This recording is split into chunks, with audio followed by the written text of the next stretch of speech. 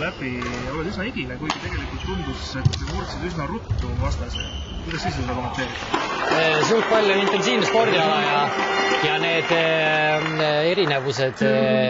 võitjast ja kaotajaga on väga väikesed ja sentimeetrite küsimus ja sekundi murdosa küsimus, et sellepärast tegelikult mäng on väga intensiivne ja väsitav ja isegi kui teises game'is võib-olla vastasele tegelikult ei andnud üldse võimalust, siis siiski nagu pulss oli mul ikkagi maksimumi peal enamus ajast ja tegelikult see on nagu näitab selle spordiala nagu võlusid, et tegemist on raske spordialaga, kiire spordialaga. Algus oli niimoodi, et oli seis mingil hetkel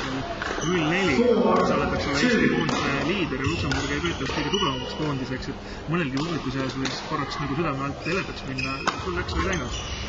Ei, selles mõttes, et see ongi sport ja spordis ei lähe alati kõik nii nagu on planeeritud ja see ongi nagu sellepärast publik seda vaatama tulebki seda võistlust, et saada seda elamust ja kui ma jään 0-4 taha ja tulen siis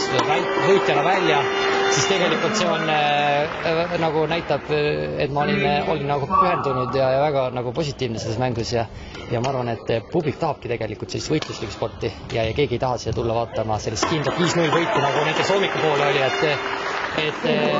et loomulikult ma annan parima ennast, aga tegelikult nagu öeldakse, pall on ümmargune, sulgpall mitte,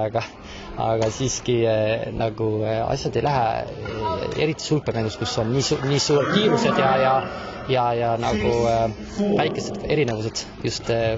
võidul ja kaotusel, siis 4-0 ei ole nagu katastroofseis. Mis su vastase kõige nõrgem koht oli, et kuidas õnnestus ta murda? No vastane seegelt oli kehaliselt nõrk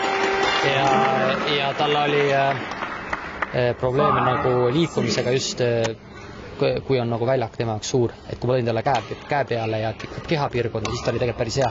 hea ja tundus, et ta nagu on parem võib-olla isegi paarismängudes kui üksikmängudes, et sellepärast oli nagu taktika, et